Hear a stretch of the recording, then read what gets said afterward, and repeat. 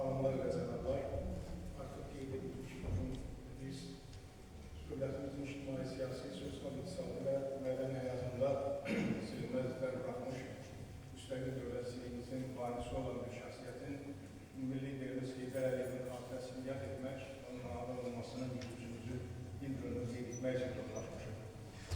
Tarix, dünya tarixi tanınmış parlaq şəxsiyyətlərlə dünya mədəniyyətinə böyük töhfələr verilmiş, dünya elminə böyük töhfələr verilmiş və böyüklər və elə bir iz qoyub gedirlər ki, bu iz həm keçmişdə, həm bugün, həm də gələcəkdə öyrənilməsi vacib olan istifadə edilən bir hissdən ibarətdir. Biz bugün belə şəxsiyyətlərdən birinin o vaxtki qatı istibdad şəraitində, istibdad dövlətinin tərkibində yorulmadan, məqsəd yönlü şəkildə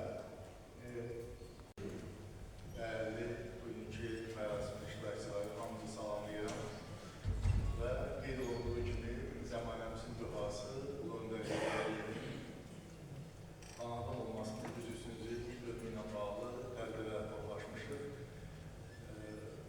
Həm cənab başçı, həm Süleyman müəllim Heydər Əliyevin bu nəhəng tarixi şəxsiyyətin fəaliyyətinin bir çox istiqamətlər haqqında danışdıq. Mən vaxtınızı çox almadan istəyirəm ki, yalnız bir məsələnin üstündə dayanım.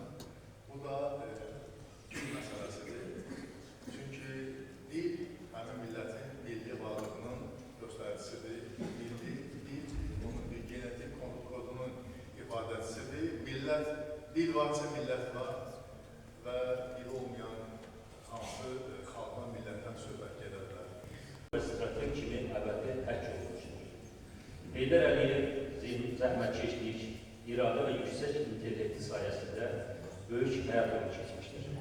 O, Sovet dövründə məsul vəzifələrdə çalışaraq Azərbaycanın inkişafına mühüm töhfələr vermiş, etdiyi dövrdə sənaye, kənd təsərrüfatı, təhsil və mədəniyyət sahələrində böyük nailiyyətlər əldə olunmasına nail olmuşdur.